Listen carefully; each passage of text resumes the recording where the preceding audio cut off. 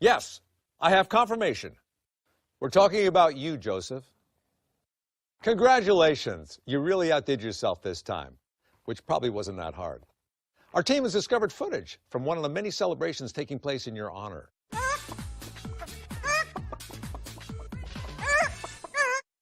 Stay away from drugs, kids. Now for some deeper analysis, let's go live via satellite to our special guest commentator, Other Kevin. Other Kevin, what are your thoughts on all this? Speechless, Kevin. Wow. Just wow. Insightful as always. Thank you. Well, I'm now being told that we are out of time and that I should pull this lever. I'm Kevin Nealon. Thanks for watching.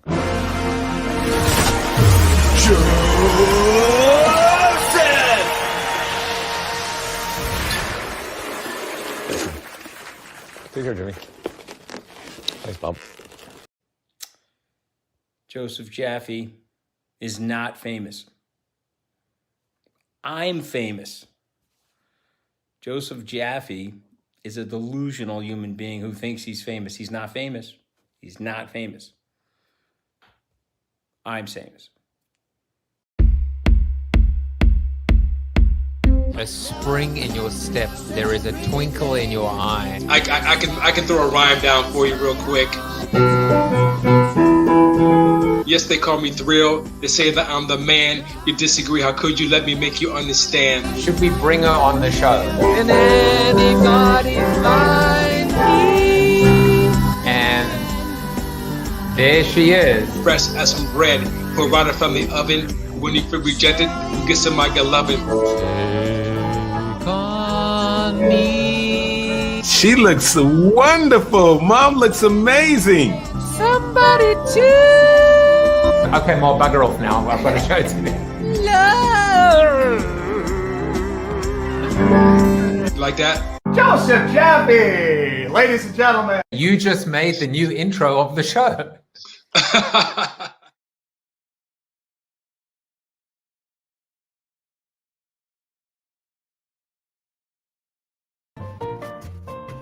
I was muted. I'll start again.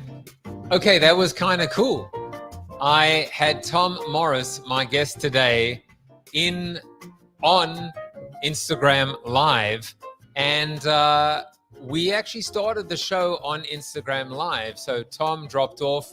I put him into the green room. I put myself into the green room, and I started the show. And if you were actually watching live on Instagram, you would have seen my entire setup. You would have seen me start the show, transition, etc.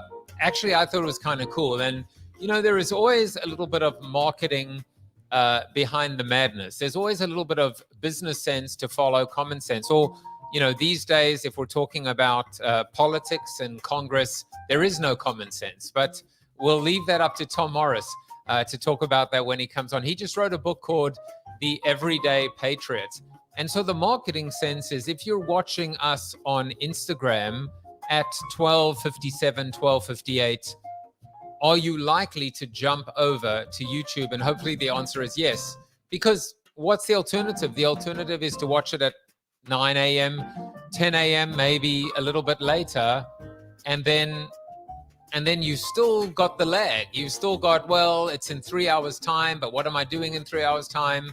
So the spontaneity, the impulse is a huge part of business, of marketing, of buying, of selling, of watching. That spontaneity, that serendipity is important. And so we'll see if that works. I'm always trying new things because you know what? They just might work and they might not work. And if they don't work, you try something else. And if they do work, you just keep doing it. So Tom will be my guest on the show. But for those of you that have been following my madness, I still can't believe it. I just completed an 84-hour fast. Apparently I may have damaged my heart, my liver, my spleen, my pancreas, my lung. Did I leave out any essential organs? My brain, organs. 84 hours, the last. And I didn't even, to be honest, I didn't even have a meal. I actually had some soup in the Admiral's Club and some I don't know, chips on the plane on Monday night. And I didn't eat again until about 11 a.m. today. So from Monday night to Friday, I exercised in that time, 2 Peloton 45-minute classes with Matt Wilpers, and I did a 3-mile run, and it is now completed. And I am glad. I did not feel great today. People said that after the third day, you kind of go into this, deep ketosis state where you actually don't get hungry anymore. I was damn hungry. And so I had some scrambled eggs. I had an apple. I feel great. I'm looking forward to my scotch tonight. I might have to eat a little bit more just to make sure it doesn't go completely to my head. But, I have to tell you, this is all about mind and body. If we push ourselves, if we stretch ourselves, if we demonstrate what we are capable of, we're actually capable of incredible things. And I'm a big believer that, healthy mind, healthy body, healthy mind.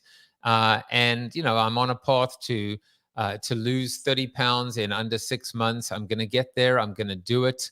I apparently tried to do it in a week. I lost 9 pounds this week. Tomorrow morning, I'll probably be +3 or +4, but it's totally okay. This was a good experience. I don't need to do it again.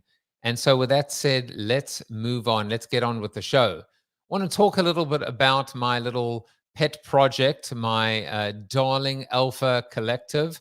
Lots of stuff going on. A free mint, little delayed because everything is delayed in Web3. Everything takes longer than we think.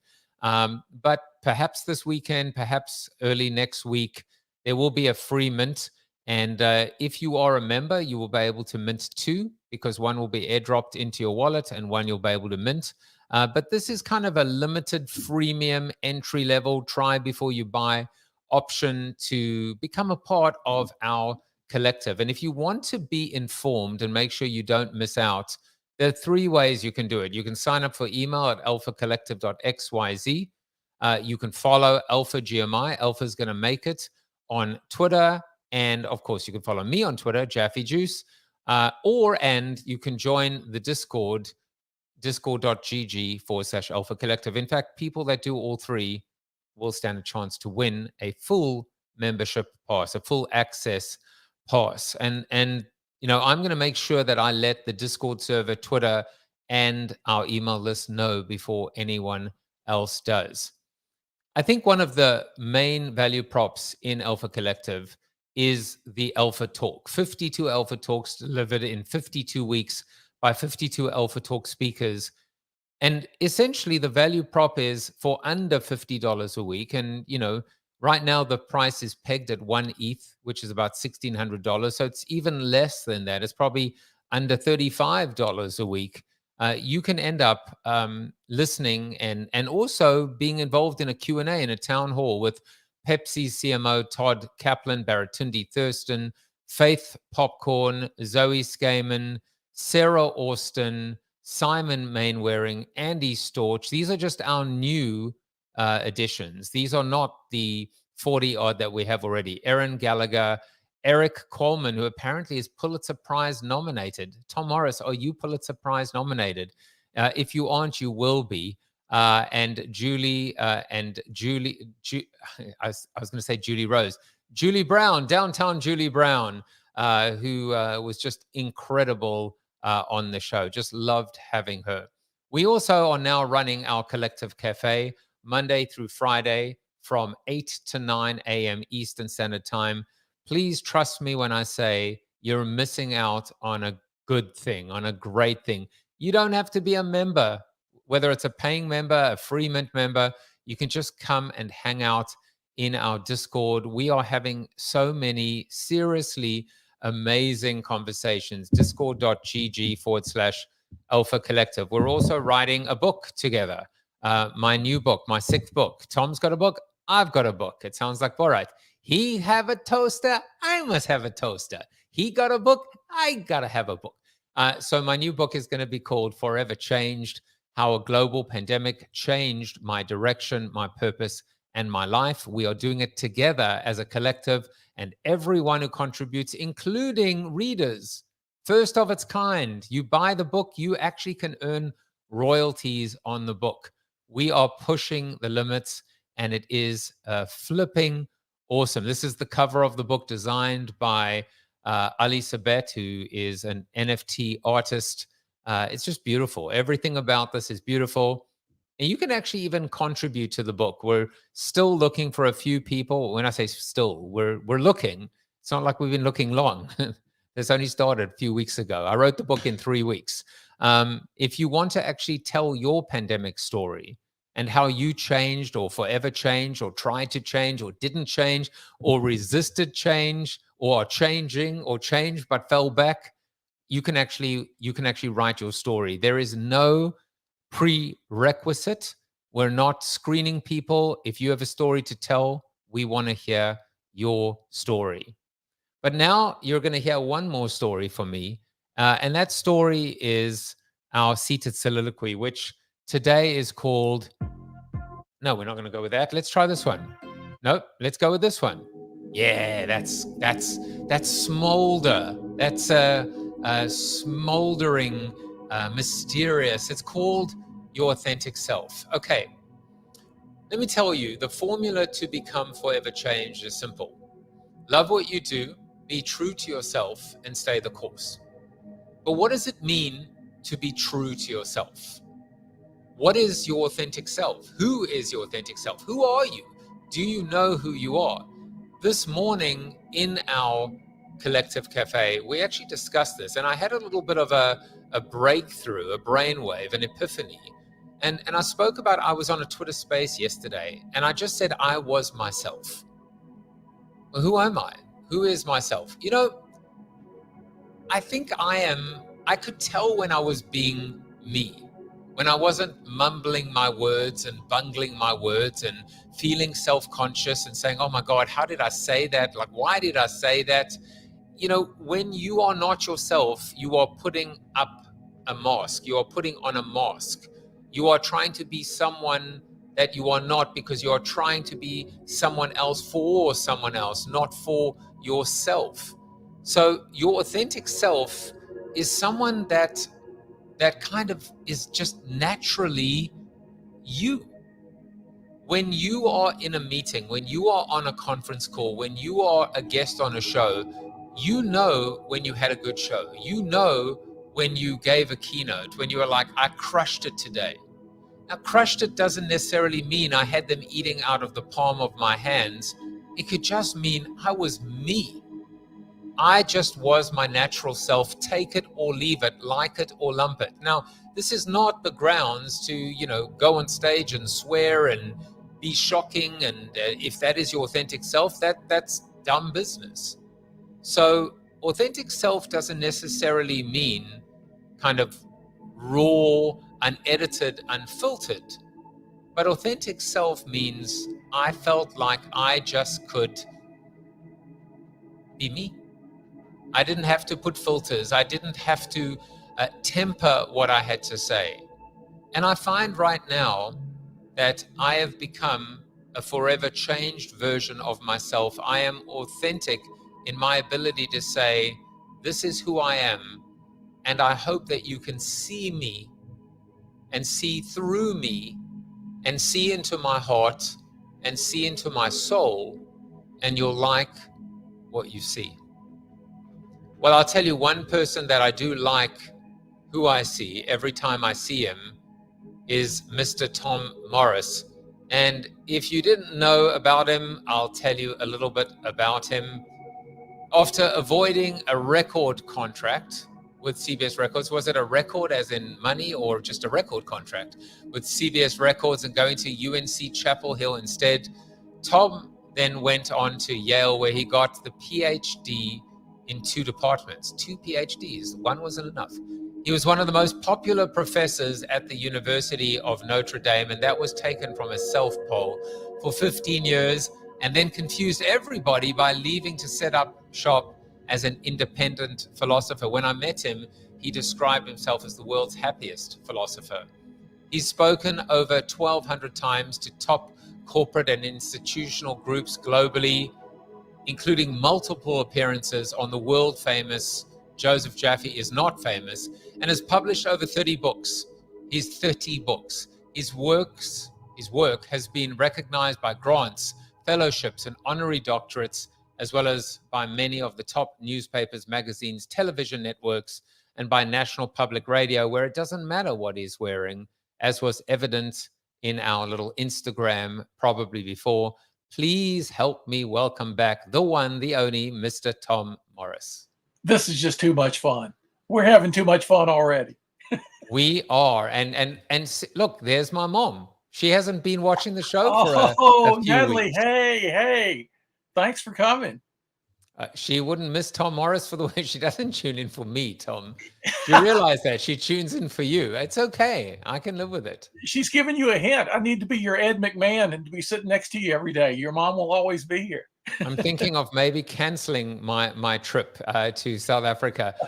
Lubna is here, and she said, forever change story. I mean, I want to hear Lubna's. I want to hear yours, Tom. Mark Masters is here, who you know very well. Oh, yeah. Hi, both. Great Mark. And an all-time super smasher. What a legend. Mr. Mark Masters, we have to talk football. By the way, I saw this great little joke. Someone on Facebook stores or Facebook shops or whatever they call it, said, I'm in the market for a quiet fan. And one of the responses was, Liverpool fans are quite quiet right now. So I love that as well. Lubna adds, you can never have too much fun. And of course, my mother said, have to watch. Well, great. I'm glad. And, Tom has been here through Tom Morris, philosopher. Are you not happy anymore? You used to be the world's happiest philosopher. Well, I just don't brag about it anymore, because the rest of the philosophers I know are such a sad crowd, except for a few, and they're my buddies. But yeah, we think too much, but then once you think enough and you break through the pessimism and gloom of too many philosophers, you discover the brightness behind the clouds. So your default is just happiness, a happy state. There you go. Well, you will be happy today, except what you might not be happy because you came on the show and you started when it was called Corona TV. When we didn't have our little segment called Fun Facts, where I didn't have an opportunity to embarrass my guests and find out stuff about, I think you've probably been on when we've done the Fun Facts, but it turns out there are more fun facts about you. And so the first thing we learned about you is that you were one of the first groups of foreigners ever allowed to see a secret Russian sub base, and they let you go. Oh, it was quite an experience. I was sitting next to the president of Caterpillar Equipment Company from Canada. I was with a bunch of presidents of companies from all over the world, and they were taking us to this place called Kronstadt. They said, look, stay together once you get out of the bus. No Americans have ever been allowed here. No foreigners. No Russian citizens are allowed here. It's very sensitive. Some of the generals don't want us here. Some of the admirals don't want us here. And so we get out of the bus and we're walking down toward the shore, and all of a sudden we hear small arms fire at a distance, machine gun fire, and everybody kind of stops and looks around. Then we hear cannon fire from ships out in the port, and the Soviet Union had just collapsed right before we got to Kronstadt. All of a sudden, planes come zooming in, and people point, and over to one side, there's a landing craft with guys heavily draped with automatic weapons coming right at us. Well, they forgot to tell us they were going to do a mock invasion of the harbor in our honor. So we were about all ready to have a heart attack all simultaneously. It was quite an event. Only Russians, and by the way, they may be tapping your phone or your lines right now, but only Russians would do a mock invasion of their own submarine base. Yeah, exactly. I mean, or was it? Yeah, right. You never know. Well, I'm glad they let you go. I'm sure some people wish they hadn't, but I am glad that they let you go. So we'll go from the sublime to the ridiculous. And it turns out, that you once warmed up the live NBC Conan O'Brien audience by dancing with Conan. Where's the footage? Why did I you send mean, me the footage? it's been very well suppressed over the years. I mean, I was with my teenage son. We had been given VIP seats up front for Conan's show, and Conan comes out with the band. The band was great. Conan comes out and points right at me and invites me up to dance with him. And my son, who didn't even want people to know he was there with his dad, I could see him sliding down in his seat, turning red with embarrassment. No, Colin's a no pretty doubt. good dancer. He's a pretty good dancer. That's what he said about you. Well, I had to lead, so. Someone had to. Jackie Goddard is here. We've, I think, both been on a wonderful show. She said, 2 of my favorite people. She obviously counted you twice.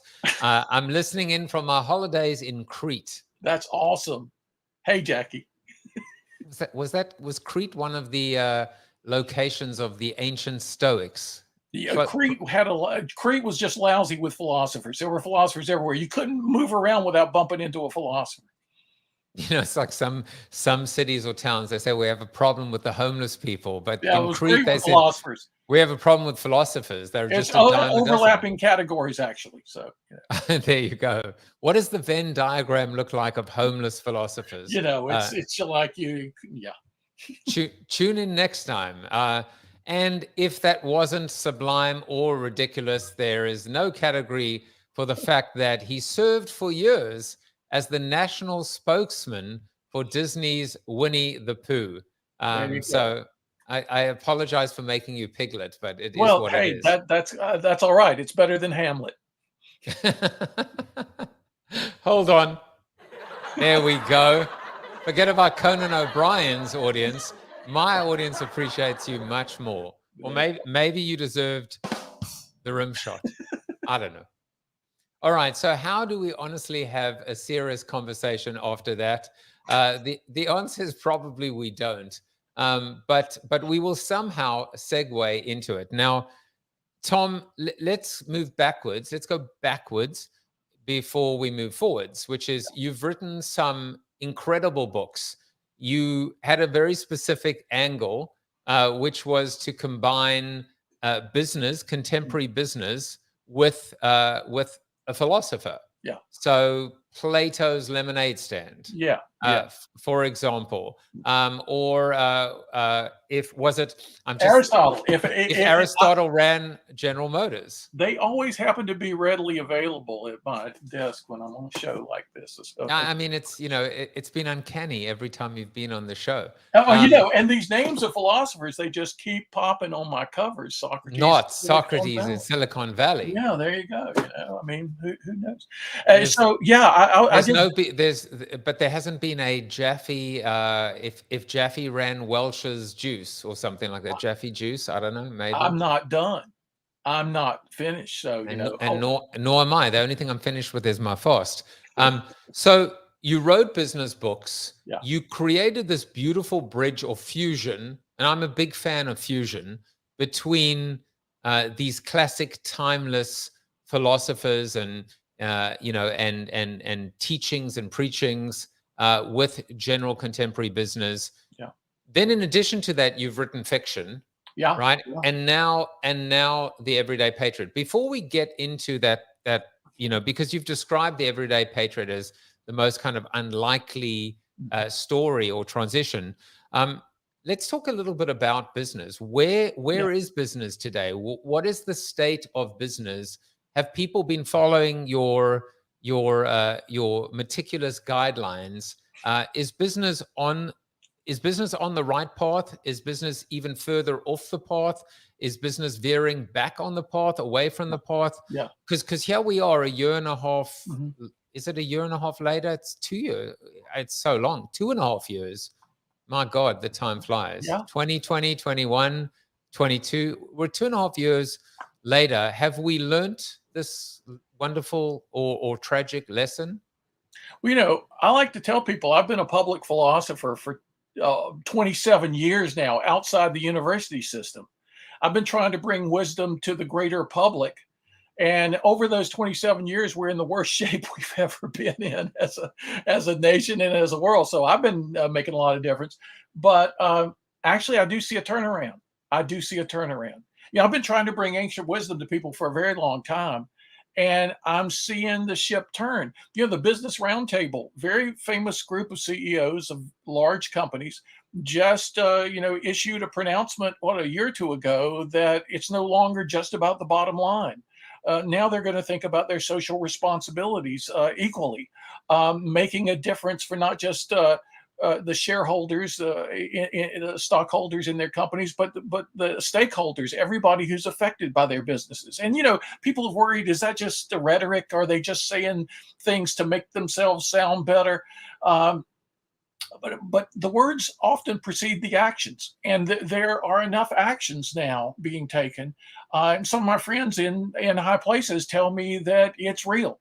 And I've seen a bunch of it being lived out also. One friend who's CEO of Fortune magazine, all the Fortune enterprises, but he was editor-in-chief of Fortune until just recently, and he replaced himself with someone else, but he still runs the show.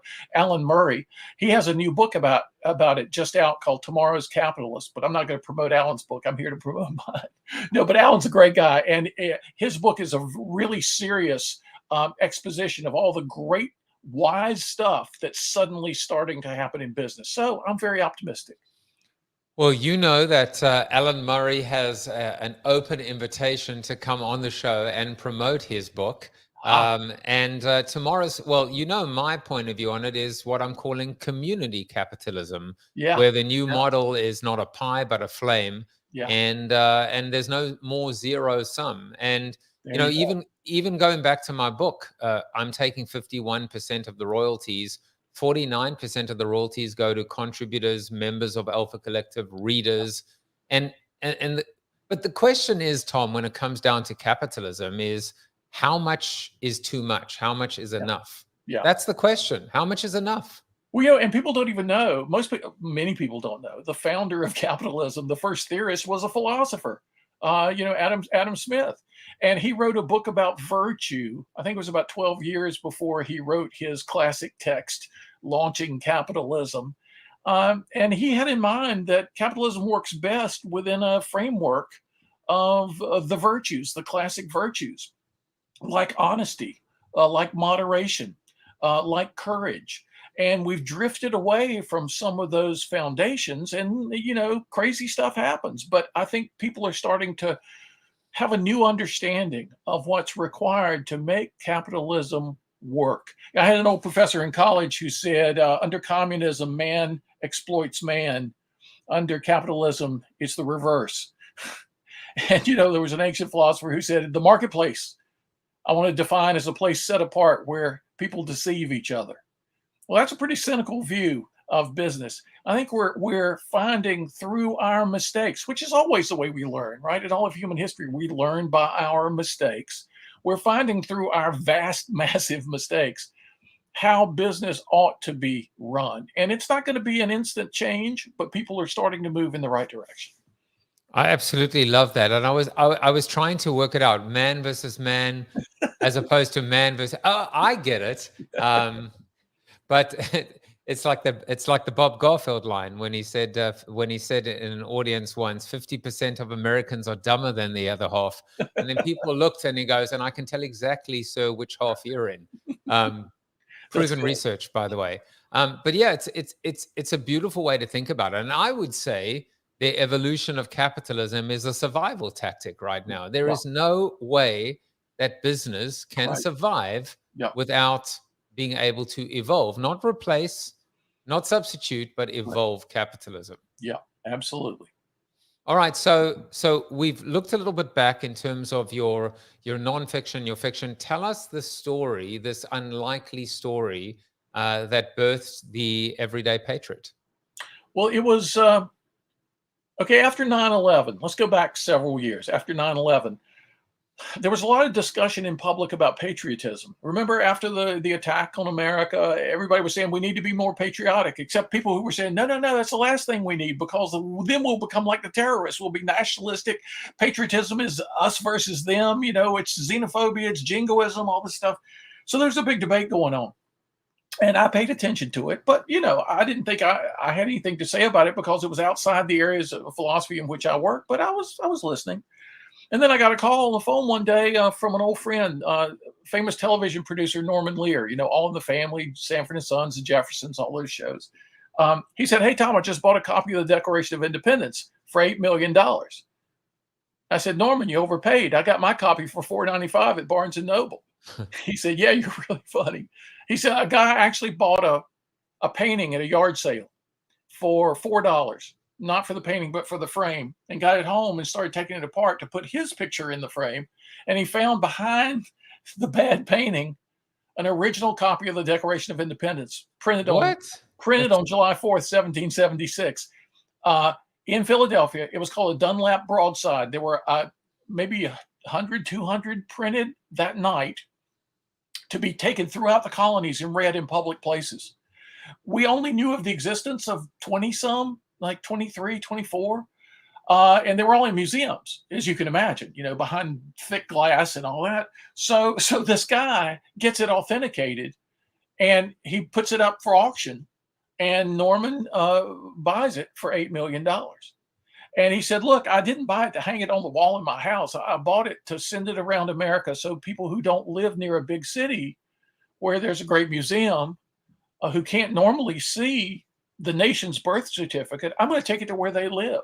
I'm going to take it all across America, the little towns and mid-sized cities." And he said, "I want people to be able to see how the Declaration of Independence even starts, life, liberty, pursuit of happiness right up front. I want people to understand this is what America's all about."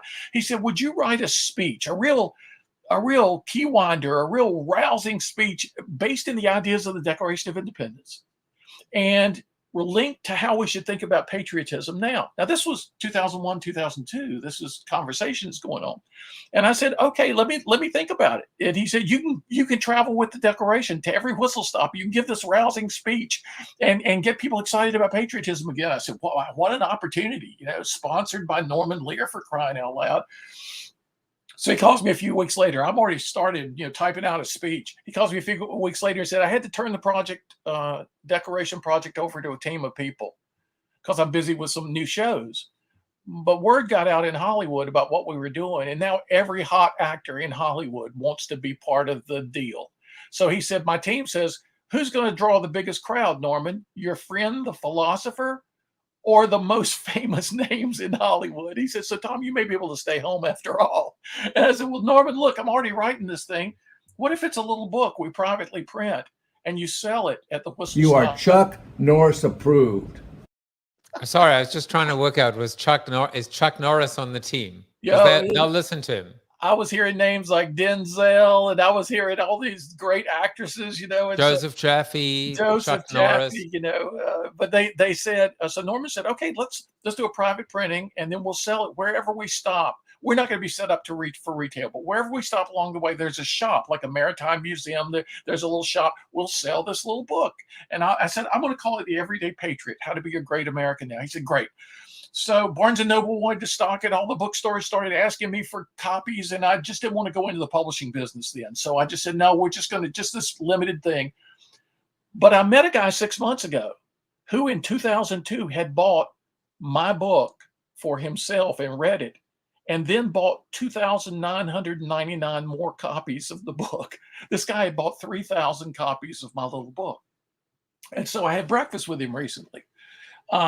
And he said, "Have you ever thought about looking back at your little book, The Everyday Patriot, and rewriting it for our fraught time now?" And I said, "No, it hadn't even occurred to me," because the big challenge to America back then was foreign terrorism. The big challenge now, he said, is very different. It's internal. It's people have lost their sense of what citizenship and patriotism even is.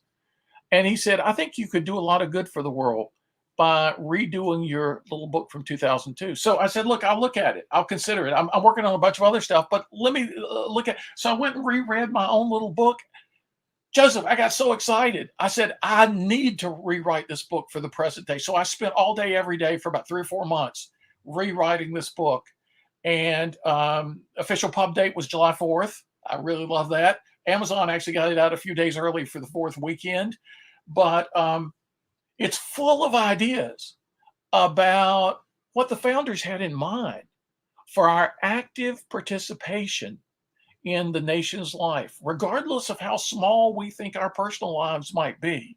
We might live in a small town, we might live in a big city and feel kind of anonymous. The founders had in mind some stuff I came to realize that we can all put to work in our lives. There's some amazing images I came up with in writing and rewriting this little book. And since it's been out since July 4th, I've never had more people say to me, everybody in America ought to read your book.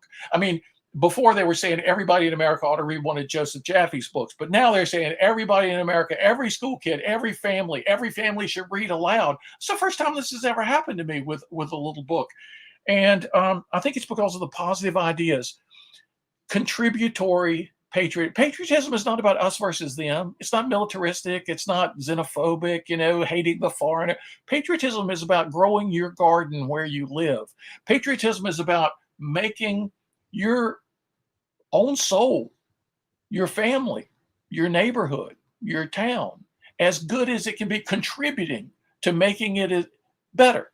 And I discovered a principle I call the inner circle principle. I later discovered an early Stoic philosopher that nobody's heard of, because we're all hearing about Marcus Aurelius and Seneca and Epictetus these days. Best-selling authors are writing books about them. But there was a guy named Heracles who had an idea of concentric circles. A small circle is your own soul, then your own family, then your group of friendships, then your people maybe at work, and then your neighborhood, your town, your state, your nation, and ultimately, as Diogenes said, I am a citizen of the world. The outermost circle is the world itself. And this idea of concentric circles is make your own heart and mind as good as they can be, as wise, as virtuous, as healthy as they can be. Then you can have a better family. Then you can have better friendships, better neighborhood, better workplace. So each concentric circle ought to be open to the next circle, and the larger circles should then be supportive of the smaller circles. See, it's the opposite from tribalism, right? Us against them. Patriotism isn't supposed to be nationalistic narcissism, we're better than everybody else. Patriotism is supposed to be about cultivating our garden and offering its produce, its beauty to others, as well as ourselves. So there are all these images in the book. There's an idea of voting every day. Joseph, people don't even, most people I talked to didn't even know to vote. The etymology of the word vote, it means to select, to choose. And we should vote in every election. Get an official ballot, do your official vote. Absolutely. It's part of our duty. It's part of our privilege. It's part of having our voice heard. Whether you make the margin of difference for a candidate or not makes no difference. It's having your voice heard. But what a lot of people don't understand is we can vote every day with our time, our attention, our energy. From the tiniest little stuff like, is there a piece of trash on the street that I can pick up during my daily walk, to bigger things like, can I help the Boys and Girls Club here in my hometown? Can I do something for United Way? Can I maybe work at a polling precinct? It's endless ways that we can make a positive difference. And a lot of people don't understand citizenship isn't just a legal status. It's a moral status. Patriotism is not some kind of flag waving, cheering kind of thing. It's a moral responsibility to try to make the world better where you live. I bought a business book decades ago, just because I love the title, Perfecting a Piece of the World. That's what patriotism is supposed to be about. Maybe not even perfecting, but making your little piece of the world better for the sake of other people as well as yourself. Contributory localism, I sometimes call it, because start where you are and contribute it to the greater scenario. We treat modern governance and modern politics as if it's a blood sport, as if it's something where all of us are spectators booing or cheering for our team. That's not what it's about at all. Politics isn't supposed to be about gamesmanship. I was sitting at the Battery Park Ritz-Carlton in New York City, having breakfast in a beautiful room with giant windows overlooking the Statue of Liberty. Boy, you talk about a patriotic setting. I was with the chief information officers, chief technology officers from some of the biggest companies in North America. And politics came up. And I said in the midst of the conversation, everybody's having their breakfast. I said, well, Aristotle believed that politics is about how best to live well together. And there was a stunned silence for half a second. Then everybody broke into laughter, choking on their toast and eggs. And one guy thought he was going to shoot his coffee out his nose. And somebody said, one of the CTIs said, how did we fall so far? And that generated an interesting discussion. But to Aristotle, Joseph, on your show often, and on after shows in the past and on Clubhouse, I've often mentioned Aristotle's view that the greatest things we can accomplish are about people in partnership for a shared purpose. People, plural, in partnership, a certain kind of relationship for a shared purpose, having a why that we pursue together, something good, something meaningful. Well, we've lost track of that in modern politics. And so patriotism is one of these words I had to explain on the first page of my book that I'm trying to reclaim the concept of patriotism for its original meanings. And they are deep and they are practical. And they put into perspective, a guy was telling me just the other day, he says, your principles in your book are just as applicable to business life, to corporate life, as they are to our general governance and our citizenship and our participation in the structures of self-governance. He said, we need this inner circle principle to always be trying to get it healthy where we are, and to contribute the bounty of that health to something larger. Like if you're at at a small office for a big company, well, make that office the best it can be and contribute it to the greater good of the company. You're not in competition with other offices, with other divisions. You're all working together. We've got to regain this mindset. In fact, when the book first came out, a young man from Romania, from Bucharest, wrote me a note and said, I just read your book, The Everyday Patriot. He said, it made me want to be a better Romanian. And I said, wow, that's what I wanted with this book. And that's all we have time for. Please join me next week when my guests are... Thank you for watching the show about hope, positivity, optimism. I'm just kidding. You should have heard Hegel wherever he was asked a question. I mean, was it Schlegel? Was he just as sloshed as Schlegel? Well, regardless, it was a 3-hour show. Any question, 3-hour show. Now, listen, this is what you really... You get the air horn for that. That was just seriously incredible. It's funny, Lubna wrote people in partnership for a shared purpose. And if you think about it, that actually could be the definition of community as well, of what makes a strong community. I'm starting my Alpha Collective community. I'm a part of other communities I'm building, but that's really what it is. It's just a very interesting concept to think about ultimately what we're talking about here. It's a great concept that we've lost touch with. And it's a simple thing. See, in philosophy, which a lot of people think of as philosophy is a very complicated discipline, right? And you can go very deep. Things can get complex really quickly. But my goal is always to find the simple nuggets of insight, the simple nuggets of wisdom that when lived will make a huge difference. And that's what I'm trying to bring people. This little book, The Everyday Patriot, is only 138 pages, but it's jam-packed with quotes from great philosophers before us and great political figures from the past. It's full of, I tell my story about how, as a little kid, I felt like the nation was my family. When President Kennedy was in office, I drew cartoons for John, and Caroline, for his kids. I drew little pictures for them when I was in first or second grade.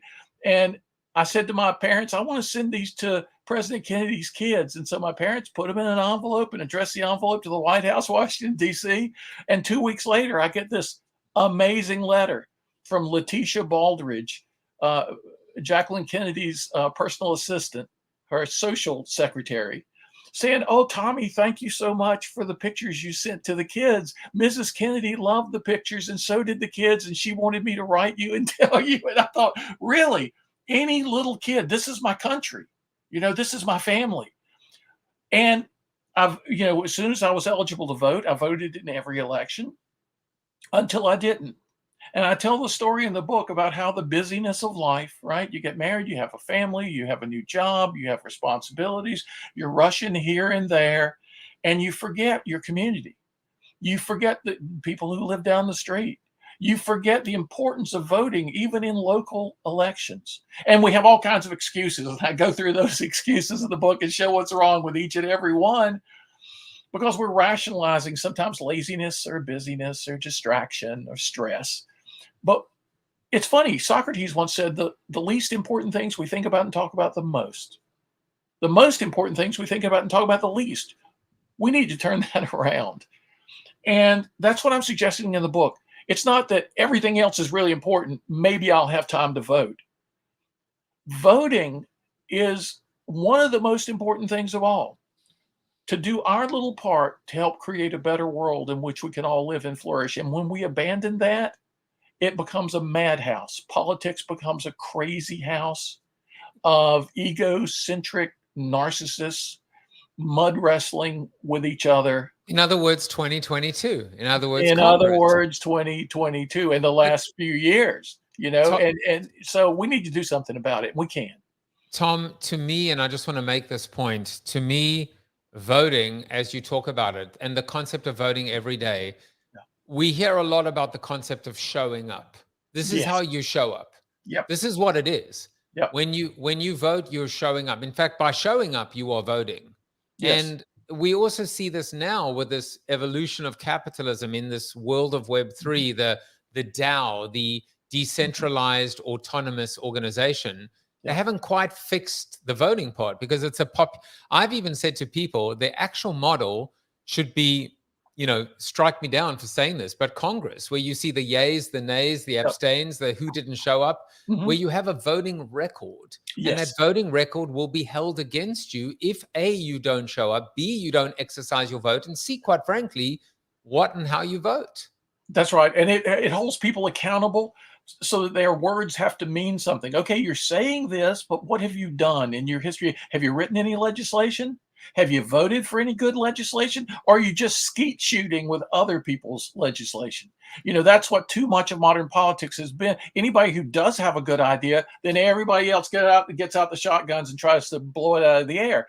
That's not the way to run a railroad or a government. I mean, right now it has become so ridiculous on both sides, where it's just one side blanket against the other side blanket. It doesn't quite, and it actually doesn't matter what they're voting for. Right. And it hasn't always been like that. Most people have lost sight of the fact that, yes, there have been fist fights in Congress long ago. So not everybody got along with everybody else. But there's never been this, we've got to have a solid front against those guys, and we can't let them make anything good happen. That's just craziness. That's insanity. That's a recipe for national suicide. That's why I think we've got to get away from all the gamesmanship, all the spectacle, and we've got to start doing small things where we live, build coalitions with people that if we got into a conversation about politics with them, we might disagree and get mad. But if we're trying to put shoes on poor kids on the other side of town, we might be able to do something together that makes us start liking each other. And then we can talk politics in a sensible way. I've seen it happen in my town, that people get involved in a soup kitchen. They get involved in a food pantry. They get involved in so many ways, suiting whatever their talents and inclinations happen to be. And they make friends with people that if they just went into a room to debate politics, they would have turned red in the face and stomped out. But they get to the point where they can really talk to each other.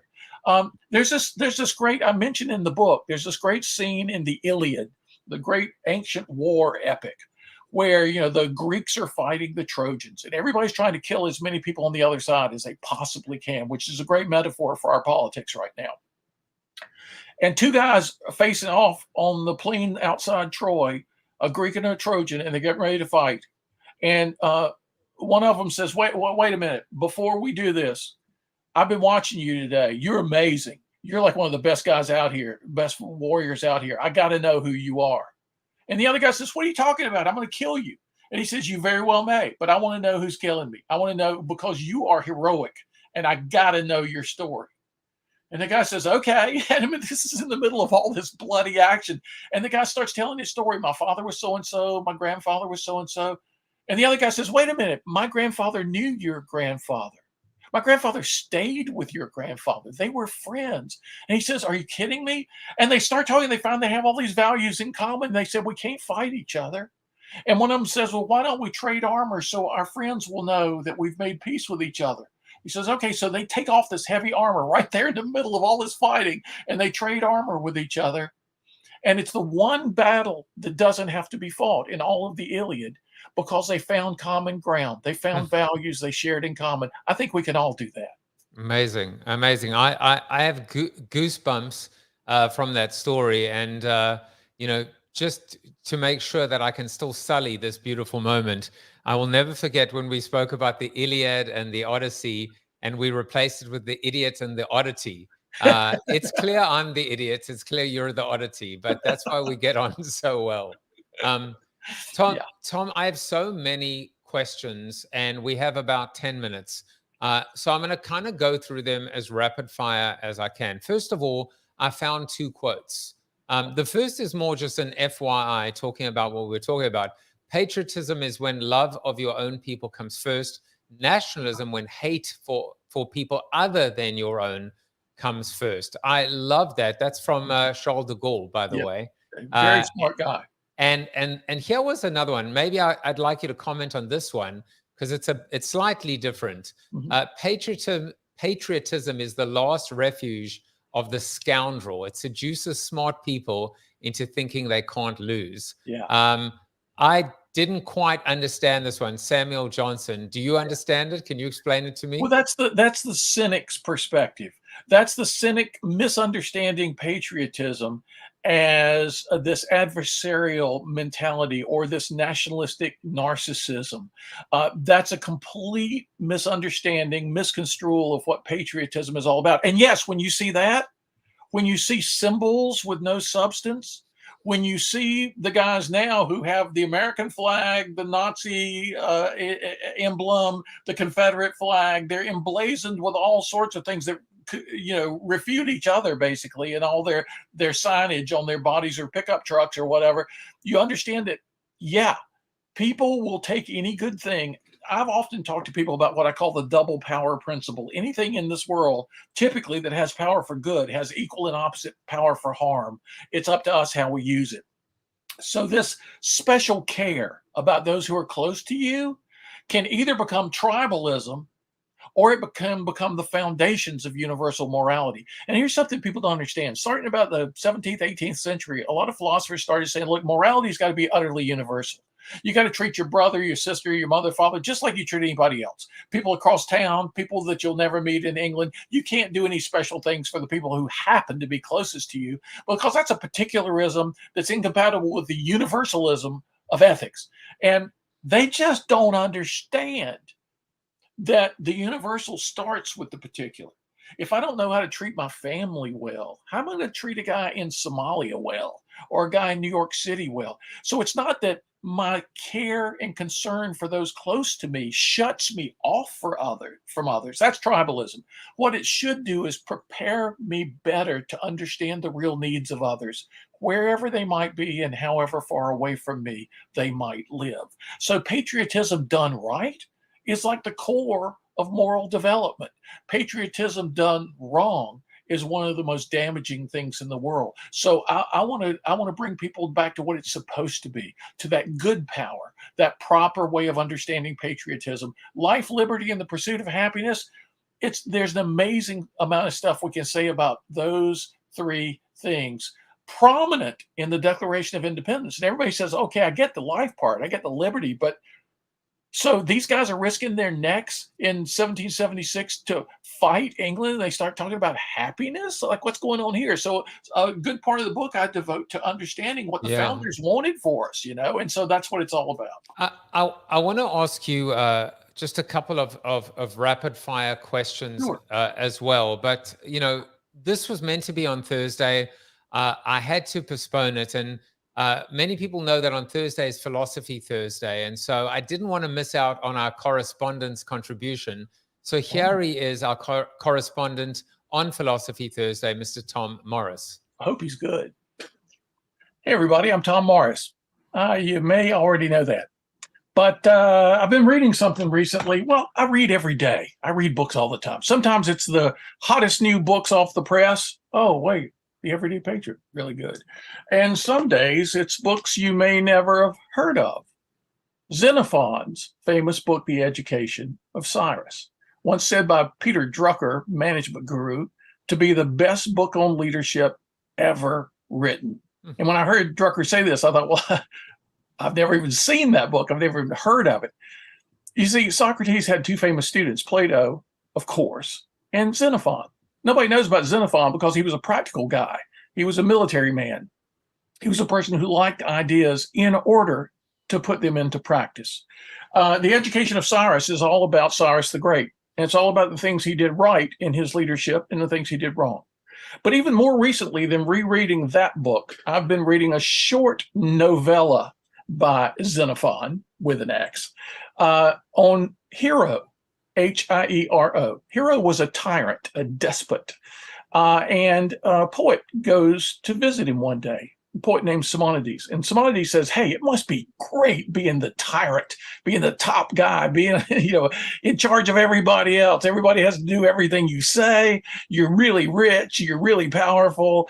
And Hero says, no, sir. You want to know what it's really like to be at the top? Let me tell you.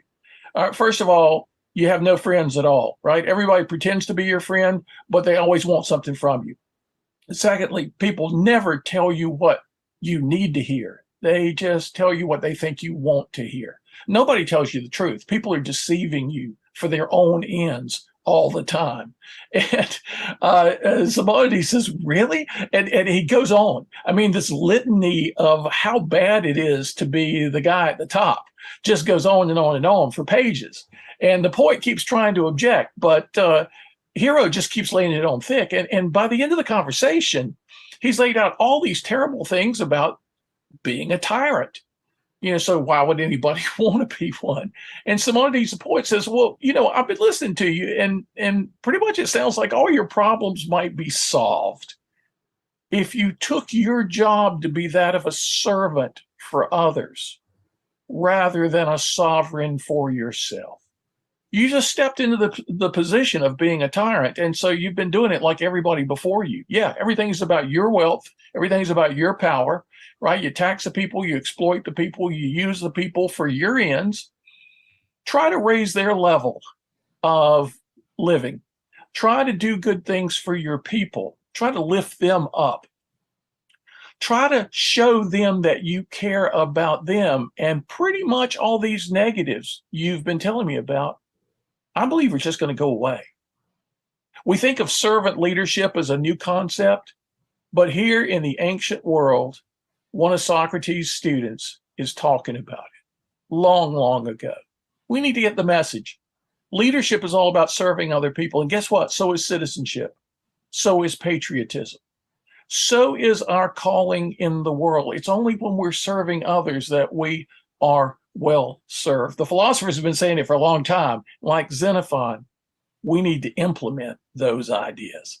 Happy philosophy. I mean, to be honest with you, I know what you're going to say. That guy's a hack, right? No, that guy's great. I mean, that guy's great. I want to be more like him, I just thought that would be nice to see Tom Morris v. Tom Morris. That's why it says Tom v. Morris. Now I realize it. The V in Tom v. Morris is Tom v. Morris against v. Morris. I had to say that I really want to be like that guy because I'm taking it back to your soliloquy, right? Self-knowledge. It's good for me to visit when that guy's visiting so I can hear what he has to say. And I thought it fit in pretty well today, actually. Know thyself. Know thyself, all of thyself, all those I am multitudes of thyself. Yeah. I realized like the way that the camera angle is and these little inserts, that if you look at your book behind, it actually comes out. Can you read it? It says the Tom Morris. Can you see that? the Tom Morris, which is what I'd written at the beginning. Oh, so, I see what you're saying. Yes, indeed. I didn't know that. See, I come here to learn things, and I always do. You learn nothing. You only learn about drivel from me. But here are my two questions. I'm going to ask them both now, and you can answer them in whichever order, and then we'll wrap up the show. The first is Anthony Scaramucci, Sean Spicer. Scaramucci's doing cameos. Sean Spicer is on Dancing with the Stars. How does that land with you, where two members of the government or serving in the government almost leave their post and they become, I don't know, D-lister, C-lister, but they become celebrities? How does that land in terms of understanding and honoring the respect and of the office itself? Yeah, that's a great question. And part of my answer would be they didn't leave and become celebrities. They became celebrities before they left because politics had become all about celebrity. Remember, there was a famous book out long ago called "Entertaining Ourselves to Death." It's an interesting thing. People were complaining years ago, oh, it's terrible. Everything's become a business these days. Medicine has become a business. Terrible. So is law. It's supposed to be a profession. Education is becoming a business. Sports, for crying out loud, it used to be pure. It used to be good. Now it's just become a business. As if it's always bad for something to become a business. Well, it's a matter of how it becomes a business. The real problem, though, is not things becoming business. It's things becoming just entertainment. Just entertainment. Whether it's a comedy show or a horror show, just entertainment. When they were in their official positions, it was all about celebrity. It was just about entertainment. And we've drifted so far in that direction. That's why I'm using the Declaration of Independence and the founders to pull us back. Because there's a lot of things I could talk about in my book that people would want to argue with me about. But let's all go back to the founders and find some things like those two guys in the Iliad. Let's go back far enough and find something we can all agree on. And let's build on that. So that was my second question. Beautiful segue, which is, if the founding fathers were alive today, what would they say? And the corollary of that is the constitutionalists, people that go back and try and interpret the letter of the law, everything almost literally as it was written then, when so much still had to transpire, and by people who were so flawed in many instances as well. But what would the founding fathers say if they were alive today? Oh, if we all could resurrect them and bring them back, they'd all have instant heart attacks, and we'd have to do it again. This is not what we had in mind, guys. This is not what we had in mind. Haven't you ever heard of the spirit of the law, behind the law? Haven't you ever heard about intent? Haven't you ever heard about changes appropriate for changing times? We didn't mean for everybody to have your own personal tank or missiles. We didn't mean a lot of things. And the whole thing about free speech, it was rooted in some stuff from John Stuart Mill and some other philosophers who believed that good ideas ought to be given an airing, even if you don't happen to endorse them, that a competition amongst good and differing ideas was healthy for a nation. They didn't mean that any crazy person could say any crazy thing in any crazy way, and that's just fine. I mean, because the propaganda then would be making us better? I don't think so.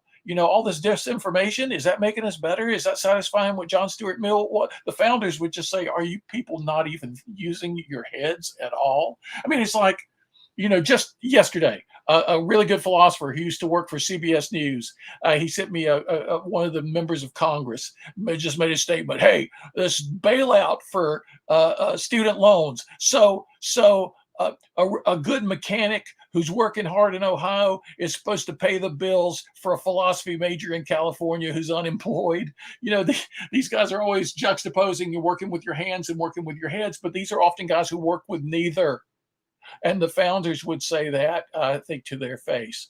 We need to use a little bit of wisdom, a little bit of, guess what?